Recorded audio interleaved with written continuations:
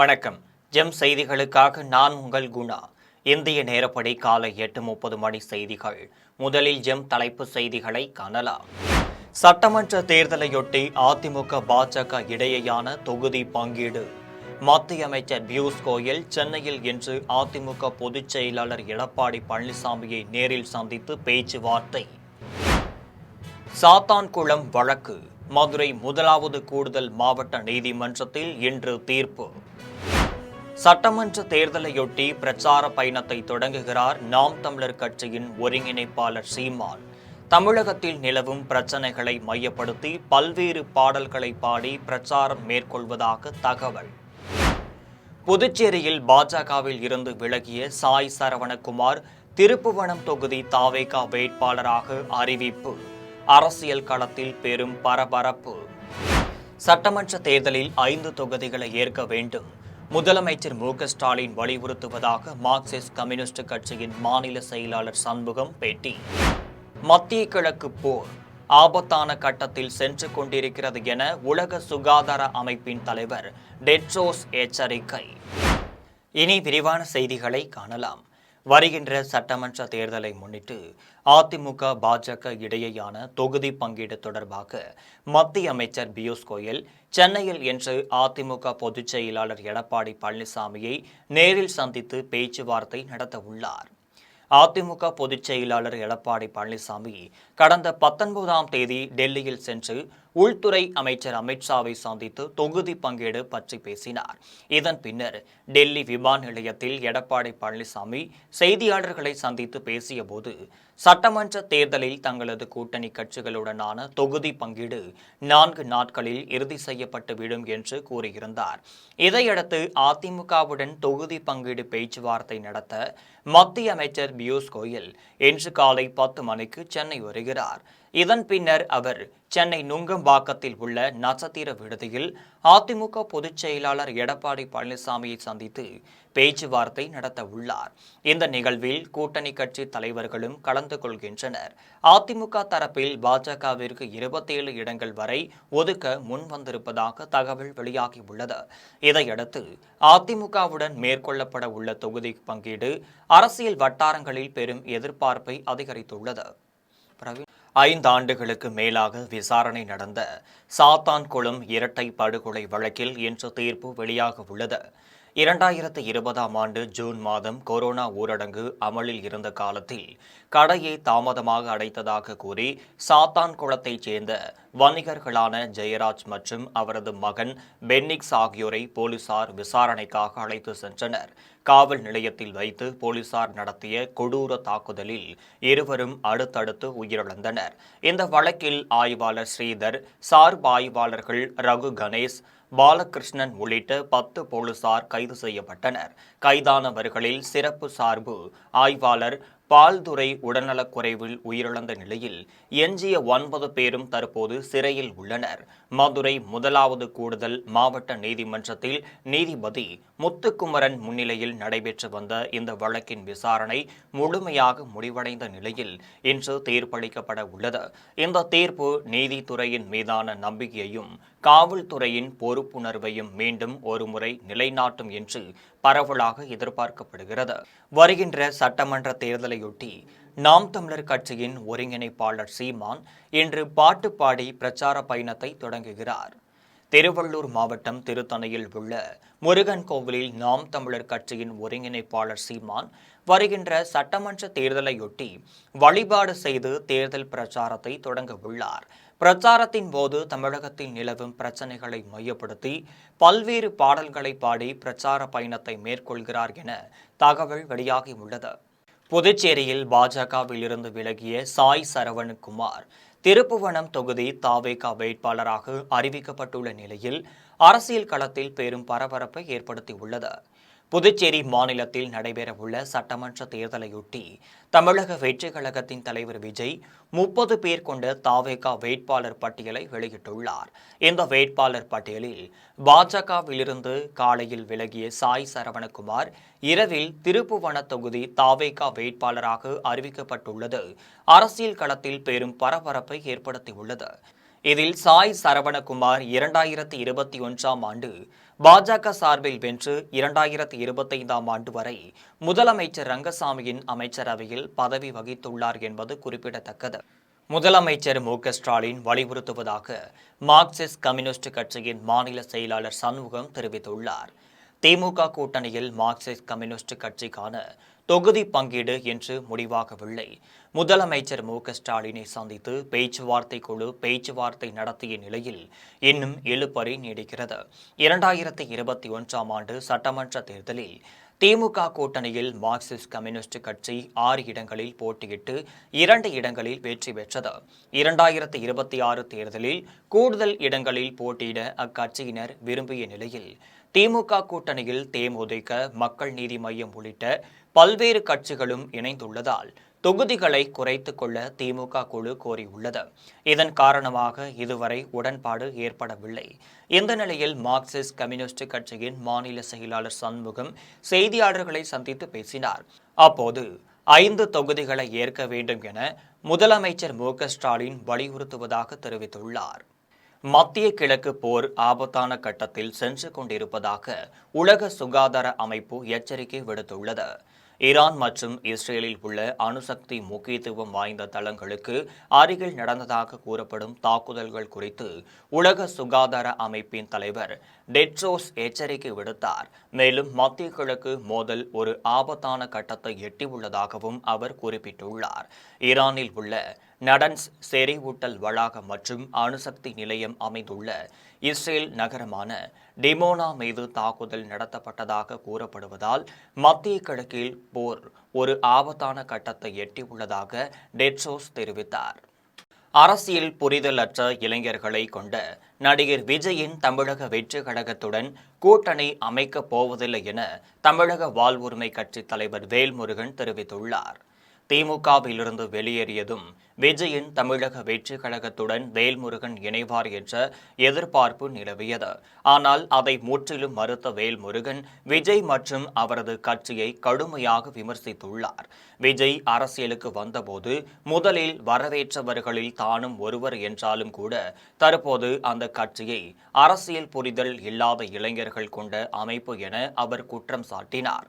மேலும் தமிழ்நாட்டின் சமூக நீதி வரலாறு மற்றும் திராவிட மரபு குறித்து எந்த தெளிவும் தாவேகா கட்சிக்கு இல்லை என்றும் குற்றம் சாட்டினார். அதனால் 2026 தேர்தலில் விஜயுடன் கூட்டணி அமைவதற்கு வாய்ப்பே இல்லை என்று அவர் தெளிவுபடுத்தினார். தொடர்ந்து பேசிய வேல்முருகன் தொகுதி பங்கீடு உள்ளிட்ட விஷயங்களில் திமுக பெரியண்ணன் போக்குடன் செயல்படுகிறது என வேல்முருகன் விமர்சித்துள்ளார். மேலும் நெய்வேலி நிலக்கரி சுரங்கம் பரந்தூர் விமான நிலையம் தொடர்பான எதிர்ப்பு, வன்னியர்களுக்கான 10.5% உள் ஒதுக்கீடு போன்ற முக்கியமான பிரச்சினைகளில் தனது கட்சியின் கோரிக்கைகள் புறக்கணிக்கப்படுவதாகவும் அவர் குற்றம் சாட்டினார். ஒரு கொள்கை, கோட்பாடு, லட்சியம், ஒரு அறம் சார்ந்த அரசியலை நாங்கள் மேற்கொண்டு வருகிறோம்.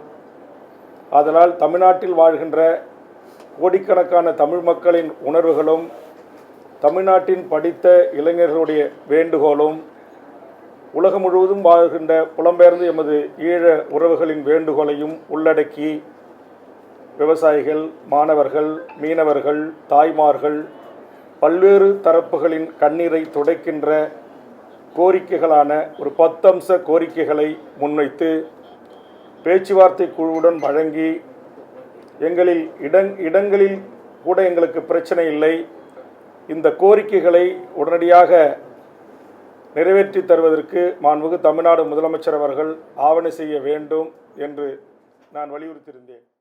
தமிழக வெற்றிக் கழகத்தைச் சேர்ந்த ஆதவ் அர்ஜுனா என்ன தொழில் செய்து கொண்டிருக்கிறார் என்பது தமிழ்நாட்டிற்கே தெரியும் என்று முன்னாள் முதலமைச்சர் ஓ பன்னீர்செல்வம் சூசகமாக குற்றம் சாட்டினார்.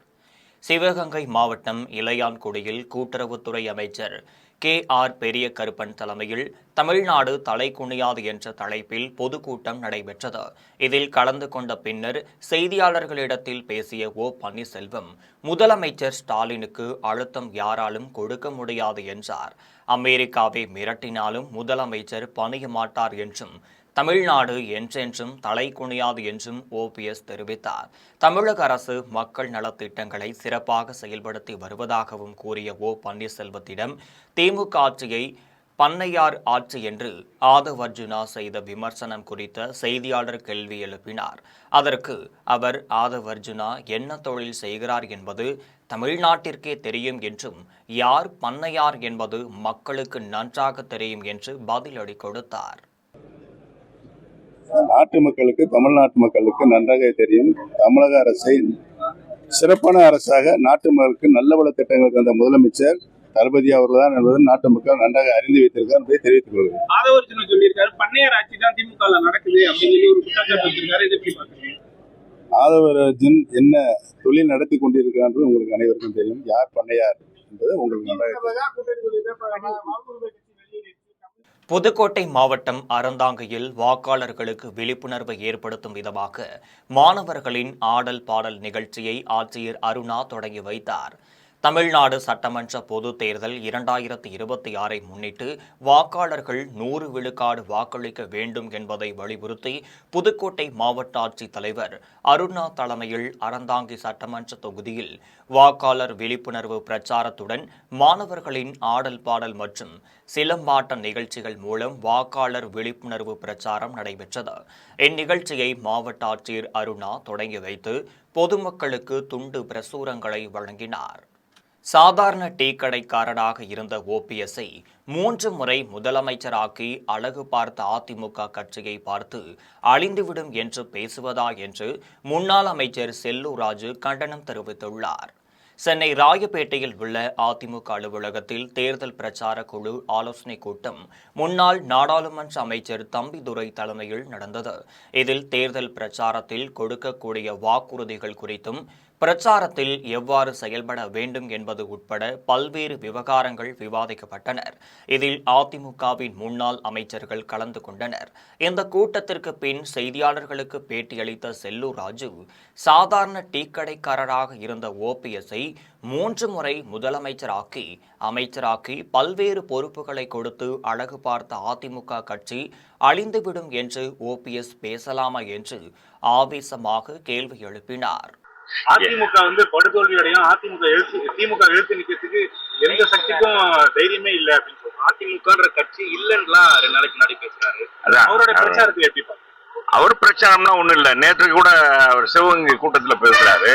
எல்லாருக்கும் 500 கையில கொடுத்து அதுல ஏத்துறாங்க வேன்ல, அதுலக்கே கூட்டம் ஏற மாட்டேங்குது.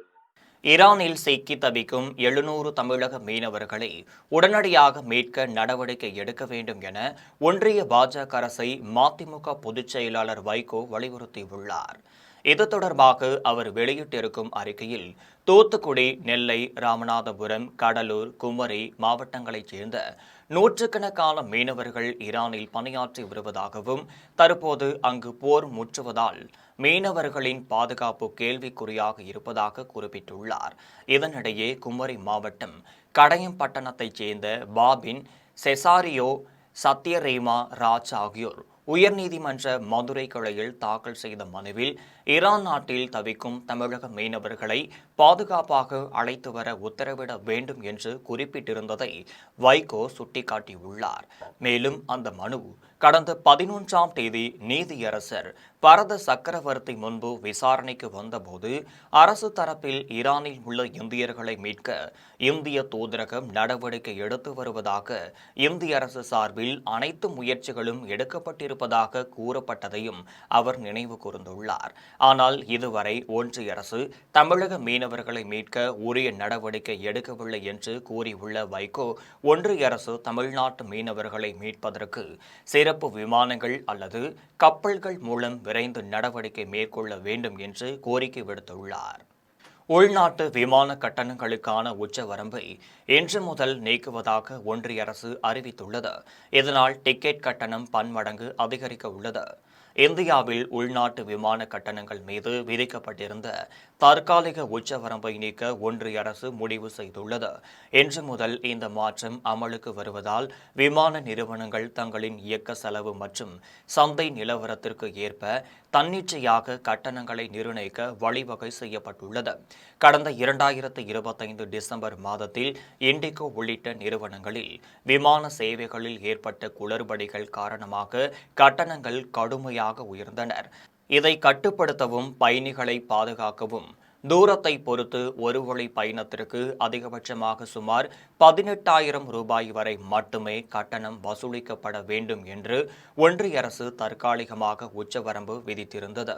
தற்போது விமான போக்குவரத்து துறை ஓரளவு நிலை பெற்றுள்ள நிலையில் சந்தை விதிகளை சீராக்கும் நோக்கில் இந்த கட்டுப்பாடு நீக்கப்படுவதாக சிவில் விமான போக்குவரத்து அமைச்சகம் தெரிவித்துள்ளது. காஞ்சிபுரம் மாவட்டம் உத்தரமேரூர் அருகே 10 ஆண்டுகளுக்கு முன்பு அரசு பள்ளியில் படித்து முடித்த மாணவர்களின் சங்கமம் நடைபெற்றது. உத்தரமேரூர் அடுத்துள்ள பெருநகர் அரசு மாதிரி மேல்நிலைப் பள்ளியில் 2015-16ஆம் ஆண்டில் மாணவ மாணவிகள் தாங்கள் படித்த பள்ளியில் சந்தித்து மகிழ்ச்சியோடு உரையாடி மகிழ்ந்தனர். இந்த விழாவிற்கு வருகை தந்த அனைவரையும் பள்ளி மாணவிகள் வரவேற்றனர். மதிப்பு கொடுத்து நம்ம படிச்ச இடத்துக்கு மீண்டும் திரும்ப வந்து எல்லாரும் சந்தோஷமா கூடி ஒரு மகிழ்ச்சியை பகிர்ந்துக்கிட்டாங்க. அது ரொம்ப சந்தோஷமா இருந்தது, ரொம்ப மகிழ்ச்சியா இருந்தது. நன்றி. இந்த பெருநகர் என்னோட பெயர் தீபிகா. நான் பெருநகர ஸ்கூல்ல படிச்சிருக்கேன். கவர்மெண்ட் ஸ்கூல்ல படிச்சு இன்னைக்கு வந்து ஒரு டிஎன்பிஎஸ்சி எக்ஸாம் எழுதி கவர்மெண்ட் வேலை தலைமை செயலகத்துல வந்து வேலை செய்யறேன். இது ரொம்ப பெருமையா இருக்கு. எங்களை மறக்காம 2016 பேட்ச் ஸ்டூடெண்ட் எல்லாருமே ரியூனியன் சொல்லிட்டு கூப்பிட்டு எங்களை பெருமைப்படுத்துறது ரொம்ப சந்தோஷமா இருக்கு. இந்த நிகழ்ச்சியில எங்களை கலந்துக்கிறது எங்க டீச்சர்ஸ் எல்லாருமே பார்த்தது, ஃப்ரெண்ட்ஸ் எல்லாருமே பார்த்தது ரொம்ப சந்தோஷமா இருக்கு. சங்கரன் கோவில் அருகே தாழ்வாக சென்ற மின்சார கம்பியில் சிக்கி 3 பசுமாடுகள் உயிரிழந்த சம்பவம் பெரும் சோகத்தை ஏற்படுத்தியுள்ளது. தென்காசி மாவட்டம் சங்கரன் கோவில் இளவன்குளம் சாலையில் உள்ள குருநாதன் என்பவருடைய 2 பசுமாடுகளும் கடல் என்பவருடைய ஒரு பசுமாடும் அவர்களுக்கு சொந்தமான விவசாய நிலத்தில் மேய்ச்சலுக்காக சென்றுள்ளனர். சில நாட்களுக்கு முன்பு பெய்த மழையின் காரணமாக அப்பகுதி விவசாய நிலங்களில் உள்ள மின்கம்பங்களில் மின்கம்பிகள் உறுதி இழந்து தாழ்வாக செல்கின்றனர். இது குறித்து மின் வாரியத்திற்கு பலமுறை புகார் அளித்தும் எந்த ஒரு நடவடிக்கையும் எடுக்கப்படவில்லை என கூறப்படுகிறது. இந்த நிலையில் பசுமாடுகள் தாழ்வாக சென்ற மின்சார கம்பியில் சிக்கி சம்பவ இடத்திலேயே உயிரிழந்தனர். இந்த சம்பவம் குறித்து போலீசார் விசாரணை நடத்தி வருகின்றனர். கணவனிடம் இருந்து விவகாரத்து பெற தன்னிடம் வந்த பெண்ணை திருமணம் செய்த வழக்கறிஞர் ஒருவர் மீண்டும் வேறொரு பெண்ணை திருமணம் செய்து கொண்டதால் அதிருப்தியில் முதல் மனைவி விஷம் குடிக்கும் வீடியோ காட்சி சமூக ஊடகங்களில் பரபரப்பை ஏற்படுத்தி உள்ளது. சென்னை திருநிற்றையூர் அருகே நந்தம்பேடு கிராமத்தைச் சேர்ந்த திவ்யா என்பவர் கார்த்திக் என்பவருடன் திருமணமான 3 ஆண்டுகளில் கருத்து வேறுபாடு ஏற்பட்டுள்ளது. கார்த்திக்கிடம் இருந்து விவகாரத்து பெறுவதற்காக முகுந்தன் என்ற வழக்கறிஞரை திவ்யா அணுகியுள்ளார். அப்போது இருவருக்கும் இடையில் பழக்கம் ஏற்பட்டு கள்ளக்காதலாக மாறி திருமணம் செய்து கொண்டனர். இந்த நிலையில் சில ஆண்டுகளுக்கு பிறகு முகுந்தன் வேறொரு பெண்ணை திருமணம் செய்துள்ளார். இதையடுத்து முகுந்தனுக்கும் திவ்யாவிற்கும் இடையே தொடர்ந்து பிரச்சனைகள் ஏற்பட்டு வந்தனர். ஒரு கட்டத்தில் முகுந்தன் திவ்யாவை அடித்து கொலை மிரட்டல் விடுத்ததாக கூறப்படுகிறது. இதனால் மன உளைச்சல் அடைந்த திவ்யா 2 தினங்களுக்கு முன்பு விஷம் குடித்து தற்கொலைக்கு முயன்றுள்ளார். அதற்கு முன்பாக அவர் முகுந்தன் தன்னை ஏமாற்றி விட்டதாகவும் ஆளும் கட்சியில் அதிகாரத்தில் உள்ள சிலரோடு பழக்கம் இருப்பதாகவும் கூறி முகுந்தன் மிரட்டியதாக வீடியோ ஒன்று பதிவிட்டுள்ளார். இது பெரும் பரபரப்பை ஏற்படுத்தியுள்ளது. ஜெர்மனியைச் சேர்ந்த GLRA அமைப்பு ஓமலூர் RC செட்டியில் செயல்பட்டு வரும் LRRC தொழுநோய் நிவாரண மையத்துடன் இணைந்து மாற்றுத்திறனாளிகள் நலவாழ்வு திட்டத்தை தொடங்கியுள்ளது. சேலம் மாவட்டம் ஓமலூர் அடுத்த RC செட்டிப்பட்டி பகுதியில் உள்ள புனித ஜோசப் சமூக கூடத்தில் அனைத்து வகை மாற்றுத்திறனாளிகளுக்கான நலவாழ்வு தொடக்க விழா நடைபெற்றது.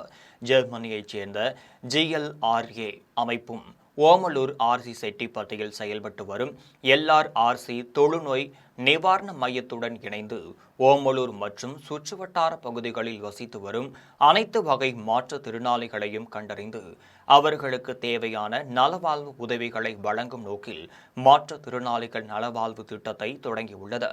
விழாவில் பிளக்ஸ் மேக்ஸ் மருத்துவக் கல்லூரி மருத்துவமனையின் தலைமை மருத்துவர் டாக்டர் PV தனபால், இந்தியாவிற்கான GLRA தலைமை நிர்வாக அதிகாரி ஷிபு ஆகியோர் கலந்து கொண்டு குத்துவிளக்கேற்றி வைத்து மாற்றுத்திறனாளிகள் நலவாழ்வு திட்டத்தை தொடங்கி வைத்தனர். LRRC நிலைய இயக்குனர் அருட்தந்தை விமல் முன்னிலை வகித்தார். விழாவில் பங்கேற்றவர்களை LRRC நிர்வாக அலுவலர் தண்டபாணி வரவேற்றார். விழாவில் தமிழ்நாடு உதவிக்கரம் மற்றும் மாற்றுத்திறனாளிகள் நலச்சங்க நிர்வாகி லயன் மருத்துவர் அத்தியண்ணன், எக்காம்வெல் எலும்பியல் மைய இயக்குனர் லாரன்ஸ், ஓமலூர் அரசு மருத்துவமனை முதன்மை மருத்துவ அலுவலர் டாக்டர் லெகன்குமார், கிராம நிர்வாக அலுவலர் முத்துகிருஷ்ணன் உள்ளிட்ட 200க்கு மேற்பட்ட மாற்றுத்திறனாளிகள் கலந்து கொண்டனர். விழாவில் GLRA தலைமை நிர்வாக அதிகாரி சிபு உள்ளிட்ட சிறப்பு அழைப்பாளர்கள் தெரிவிக்கையில், ராமநாதபுரம் மாவட்ட அகமுடையார் முன்னேற்ற சங்கத்தின் சார்பில் நடைபெற்ற அரசியல் விழிப்புணர்வு மாநாட்டில் இந்திய சுதந்திர போராட்ட வீரர்களான மாமன்னர்கள் மருது பாண்டியர்களின் திருவுருவ சிலையை ராமநாதபுரத்தில் அமைக்க வேண்டும் என்பன உள்ளிட்ட 5 தீர்மானங்கள் நிறைவேற்றப்பட்டனர். ராமநாதபுரம் பட்டணம் காத்தான் ECR சாலையில் அகமுடையார் முன்னேற்ற சங்கத்தின் சார்பில் அரசியல் விழிப்புணர்வு மாநாடு நடைபெற்றது. மாநாட்டிற்கு அகமுடையார் சங்கத்தின் மாவட்ட தலைவர் பாமன் ராஜாஜி தலைமை தாங்கினார். மாவட்ட செயலாளர் ராமகிருஷ்ணன் அனைவரையும் வரவேற்றார். இணை செயலாளர் PR பாபு, துணைத் தலைவர் KV ரமேஷ், பொருளாளர் பாஸ்கர சேதுபதி, ராமநாதபுரம் அகமுடையார் சட்டமன்ற தொகுதி தலைவர் வேல்முருகன் ஆகியோர் முன்னிலை வகித்தனர். மாநாட்டில் அகமுடையார் சமுதாயத்திற்கு கல்வி, வேலைவாய்ப்புகளில் முன்னுரிமை வழங்கும் விதத்தில் மத்திய மாநில அரசுகள் சிறப்பு ஒதுக்கீடு செய்ய வேண்டும், ராமநாதபுரம் சட்டமன்ற தொகுதியில் பெரும்பான்மையாக உள்ள அகமுடையார் சமுதாய வேட்பாளர்களை அரசியல் கட்சியினர் நிறுத்த வேண்டும், இந்திய சுதந்திர போராட்ட வீரர்களான மாமன்னர்கள் மருது பாண்டியர்களின் திருவுருவ சிலையை ராமநாதபுரத்தில் அமைக்க வேண்டும், மாமன்னர்கள் மருது பாண்டியர்களின் விடுபட்ட வாரிசுதாரர்களுக்கு அரசு உதவித்தொகை வழங்க வேண்டும், தமிழகம் முழுவதும் ஜாதி வாரியாக கணக்கெடுப்பு நடத்தப்படும், பட்டங்களை துறந்து அகமுடையார் சமுதாயம் என்ற ஜாதி பெயரை அரசு ஆவணங்களில் சேர்க்க வேண்டும் என்பன உள்ளிட்ட 5 தீர்மானங்கள் நிறைவேற்றப்பட்டது. மாநாட்டில் கமுதி, கடாலடி, முதுகுளத்தூர், பரமக்குடி, நயினார் கோவில், திருவாடனை, ராமேஸ்வரம், மண்டபம், வழுதூர், வாளாந்தவரை, தெற்கு காட்டூர், உடையாச்சியார், வலசை உள்ளிட்ட பல்வேறு பகுதிகளைச் சேர்ந்த 5000த்திற்கு மேற்பட்ட பொதுமக்கள் கலந்து கொண்டனர். வருகின்ற சட்டமன்ற தேர்தலில் அகில இந்திய மூவேந்தர் முன்னணி கழகம் சார்பில் போட்டியிடும் வேட்பாளரை வெற்றியடை செய்து சட்டமன்றத்திற்கு அனுப்ப வேண்டும் என்று மதுரையில் நடைபெற்ற அகில இந்திய மூவேந்தர் முன்னணி கழகத்தின் ஆலோசனைக் கூட்டத்தில் தீர்மானம் நிறைவேற்றப்பட்டது. மதுரை மாவட்டத்தில் அகில இந்திய மூவேந்தர் முன்னணி கழகம் சார்பில் 2026 சட்டமன்ற தேர்தலுக்கான செயல்பாடுகள் குறித்த ஆலோசனைக் கூட்டம் மதுரையில் நடைபெற்றது. கூட்டத்திற்கு மாநில பொதுச் செயலாளர் பாண்டியன் தலைமை தாங்கினார். கழக செயலாளர் வேலுச்சாமி, மணிவேல் ஆகியோர் முன்னிலை வகித்தனர். கூட்டத்தில் சிறப்பு அழைப்பாளராக கோபால் கலந்து கொண்டு உரையாற்றினார். அப்போது அகில இந்திய மூவேந்தர் முன்னணி கழகம் அதிமுக கூட்டணியில் இணைந்துள்ளது என்றும் தேர்தலில் போட்டியிடுவதற்கு 6 விருப்ப தொகுதிகள் கொடுக்கப்பட்டுள்ளதாகவும் தெரிவித்தார். கூட்டத்தில் வருகின்ற சட்டமன்ற தேர்தலில் அகில இந்திய மூவேந்தர் முன்னணி கழகம் சார்பில் போட்டியிடும் வேட்பாளரை வெற்றியடைய செய்து சட்டமன்றத்திற்கு அனுப்ப வேண்டும், அதற்காக மாவட்ட செயலாளர்கள் சிறப்பாக செயல்பட வேண்டும், அதிமுக கூட்டணி வெற்றியடைய பாடுபட வேண்டும் என்பன உள்ளிட்ட பல்வேறு தீர்மானங்கள் நிறைவேற்றப்பட்டது. கூட்டத்தில் மாவட்ட செயலாளர் பகவதி மற்றும் கழகத்தின் மாநில, மாவட்ட நிர்வாகிகள் பலர் கலந்து கொண்டனர். சிலிண்டர் தட்டுப்பாடு காரணமாக அண்ணாமலையார் கோவிலுக்கு வரும் பக்தர்களுக்கு பிரசாதங்கள் வழங்குவது நிறுத்தப்பட்டுள்ளது. பஞ்சபூத ஸ்தலங்களில் அக்னி ஸ்தலமாகவும் நினைத்தாலை முக்தியளிக்கும் திருத்தலமாக விளங்கும் திருவண்ணாமலை அண்ணாமலையார் திருக்கோவிலில் அனுதினமும் ஆயிரக்கணக்கான பக்தர்கள் சாமி தரிசனம் செய்து வருகின்றனர். இது மட்டுமின்றி வார இறுதி நாட்களில் பல்வேறு வெளி மாநிலங்களில் இருந்தும் ஆயிரக்கணக்கான பக்தர்கள் திருவண்ணாமலைக்கு வருகை புரிந்து அண்ணாமலையார் திருக்கோவிலில் சாமி தரிசனம் செய்து வருகின்றனர். அண்ணாமலையார் கோவிலுக்கு வரும் பக்தர்களுக்கு புளி சாதம், சர்க்கரை பொங்கல், லட்டு, அதிரசம், தட்டை உள்ளிட்ட உணவு வகைகள் பிரசாதமாக வழங்கப்பட்டு வந்தது. இந்த நிலையில் அண்ணாமலையார் கோவிலில் சிலிண்டர் தட்டுப்பாடு காரணமாக பிரசாதங்கள் தயார் செய்யப்படுவது நிறுத்தப்பட்டது. இதனால் பிரசாத கடைகள் வெறிச்சோடி காணப்படுகிறது. அண்ணாமலையார் கோவிலுக்கு வரும் பக்தர்கள் பிரசாதம் கிடைக்காமல் ஏமாற்றத்துடன் திரும்பி சென்றனர். உடனடியாக சிலிண்டர் தட்டுப்பாட்டை நீக்கி கோவிலுக்கு வரும் பக்தர்களுக்கு பிரசாதங்கள் வழங்க உரிய நடவடிக்கை எடுக்க வேண்டும் என பக்தர்கள் கோரிக்கை விடுத்துள்ளனர். திமுக ஆட்சியில் அம்மா உணவகம், மருந்தகம் ஆகியவை அழிந்து வருகிறது என்று அதிமுக முன்னாள் அமைச்சர் பெஞ்சமின் குற்றம் சாட்டியுள்ளார். சென்னை மதுரவாயில் அருகில் அதிமுக பகுதிச் செயலாளர் ஜெயபால் தலைமையில் திமுக அரசை கண்டித்து தெருமுனை பிரச்சார கூட்டம் நடைபெற்றது. கூட்டத்தில் முன்னாள் அமைச்சர் பெஞ்சமின் கலந்து கொண்டு உரையாற்றினார். அப்போது பேசிய அவர், திமுக ஆட்சியில் அம்மா உணவகம், மருந்தகம் ஆகியவை அழிந்து வருகிறது. தொடர்ந்து தமிழகத்தில் எங்கு பார்த்தாலும் சட்ட ஒழுங்கு சீர்கேடு, 3 வயது குழந்தைக்கு பாலியல் தொல்லை, பள்ளிக்கு செல்லக்கூடிய மாணவிகளுக்கு பாலியல் தொல்லை, வேலைக்கு செல்லக்கூடிய தாய்மார்களுக்கு பாதுகாப்பில்லை என கடுமையான விமர்சனங்களை முன்வைத்தார். இதில் மாவட்ட துணை செயலாளர் ஜனார்த்தனம், வட்டக்கழக செயலாளர் குமார், மாவட்ட மகளிரணி செயலாளர் யாமின இளையராஜா, பகுதி துணை செயலாளர் தங்கம் ஆகியோர் கலந்து கொண்டனர்.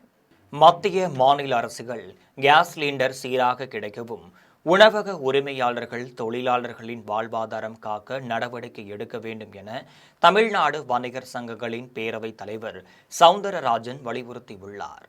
சென்னை ஆலந்தூரில் சென்னை அனைத்து நுகர்பொருள் விநியோகஸ்தர்கள் நலச்சங்கத்தின் 16ஆம் ஆண்டு விழா மற்றும் பொதுக்குழு கூட்டம் தலைவர் டாக்டர் நடராஜன் தலைமையில் நடைபெற்றது. நிகழ்ச்சிக்கு சிறப்பு அழைப்பாளராக தமிழ்நாடு உணவுப் பொருள் வியாபாரிகள் சங்க கௌரவ ஆலோசகர் ஜெயப்பிரகாசம், தலைவர் வேல்சங்கர், கௌரவ செயலாளர் சாய் சங்கர், தமிழ்நாடு வணிகர் சங்கங்களின் பேரவை சவுந்தரராஜன், மெஸ்மர் காந்தி ஆகியோர் கலந்து கொண்டனர். இதன் பின்னர் தமிழ்நாடு வணிகர் சங்கங்களின் பேரவைத் தலைவர் சவுந்தரராஜன் செய்தியாளர்களை சந்தித்து பேசிய போது, உணவு தர நிர்ணய சட்டத்தின் கீழ் வருடத்திற்கு ஒருமுறை உரிமம் வழங்கினால் போதும் என சட்டத்தை மாற்றியமைத்த மத்திய மாநில அரசுகளுக்கு நன்றியை தெரிவித்தார். இதில் ஜிஎஸ்டி வரியில் இன்னும் குளறுபடிகள் உள்ளதால் அதனை சீர் செய்ய வேண்டும் என்றும், உணவு பாதுகாப்பு தர சட்டத்தின் கீழ் சங்கத்தின் கோரிக்கைகளை பரிசீலனை செய்து நடவடிக்கை எடுக்க வேண்டும் என தீர்மானம் நிறைவேற்றப்பட்டுள்ளது என்று கூறினார். மத்திய மாநில அரசுகள் கேஸ் சிலிண்டர் சீராக கிடைக்கவும், உணவக உரிமையாளர்கள், தொழிலாளர்களின் வாழ்வாதாரம் காக்க நடவடிக்கை எடுக்க வேண்டும் என வலியுறுத்தினார். கேஸ் சிலிண்டர் தட்டுப்பாடு காரணமாக உணவகங்கள் மூடப்பட்டு இருக்கிறது. அதனால் உணவக உரிமையாளர்கள், உணவக தொழிலாளர்கள் எல்லாம் அவர்களுடைய வாழ்வாதாரம் பாதிக்கப்பட்டு இருக்கிறது. அதை மத்திய மாநில அரசுகள் உடனடியாக செயல்பட்டு எரிவாயு சிலிண்டர் தடையின்றி கிடைக்க நடவடிக்கை எடுக்க வேண்டும் என்று இந்த கூட்டத்தின் சார்பாக கேட்டுக்கொள்கிறோம். மீண்டும் ஜெம் தலைப்பு செய்திகள். சட்டமன்ற தேர்தலையொட்டி அதிமுக பாஜக இடையேயான தொகுதி பங்கீடு. மத்திய அமைச்சர் பியூஷ் கோயல் சென்னையில் இன்று அதிமுக பொதுச் செயலாளர் எடப்பாடி பழனிசாமியை நேரில் சந்தித்து பேச்சுவார்த்தை. சாத்தான்குளம் வழக்கு மதுரை 1வது கூடுதல் மாவட்ட நீதிமன்றத்தில் இன்று தீர்ப்பு. சட்டமன்ற தேர்தலையொட்டி பிரச்சார பயணத்தை தொடங்குகிறார் நாம் தமிழர் கட்சியின் ஒருங்கிணைப்பாளர் சீமான். தமிழகத்தில் நிலவும் பிரச்சனைகளை மையப்படுத்தி பல்வேறு பாடல்களை பாடி பிரச்சாரம் மேற்கொள்வதாக தகவல். புதுச்சேரியில் பாஜகவில் இருந்து விலகிய சாய் சரவணகுமார் திருப்புவனம் தொகுதி தாவேகா வேட்பாளராக அறிவிப்பு. அரசியல் களத்தில் பெரும் பரபரப்பு. சட்டமன்ற தேர்தலில் 5 தொகுதிகளை ஏற்க வேண்டும், முதலமைச்சர் மு.க. ஸ்டாலின் வலியுறுத்துவதாக மார்க்சிஸ்ட் கம்யூனிஸ்ட் கட்சியின் மாநில செயலாளர் சண்முகம் பேட்டி. மத்திய கிழக்கு போர் ஆபத்தான கட்டத்தில் சென்று கொண்டிருக்கிறது என உலக சுகாதார அமைப்பின் தலைவர் டெட்ரோஸ் எச்சரிக்கை. இத்துடன் ஜெம் செய்திகள் நிறைவடைகின்றனர். மீண்டும் ஜெம் செய்திகள் மதியம் 1:30 மணிக்கு உடனுக்குடன் செய்திகளை காண gemlive.tv என்ற இணையதளத்தில் இணைந்திருங்கள். நன்றி, வணக்கம்.